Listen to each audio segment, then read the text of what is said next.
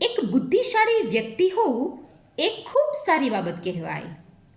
પણ જો આવી વ્યક્તિમાં સમજણની ગેરહાજરી કે અભાવ હોય તો આવી વ્યક્તિ ઇગોઇસ્ટિક કે અહંકારી બની જાય એવી શક્યતા વધારે રહે છે.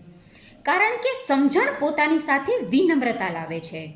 આથી બુદ્ધિશાળી હોવાની સાથે સાથે સમજણ હોવી પણ એટલી જ જરૂરી છે.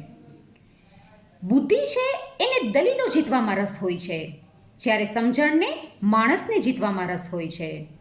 બુદ્ધિશાળી વ્યક્તિ સાબિતીઓ શોધે છે, જ્યારે સમજુ વ્યક્તિ સમાધાન શોધે છે.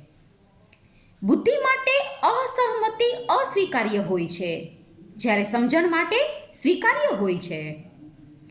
બુદ્ધિશાળી વ્યક્તિ કહેશે કે હું જ સાચો છું. પ્રજ્ઞાજીવી વ્યક્તિ કહેશે કે તમે પણ સાચા હોઈ શકો છો.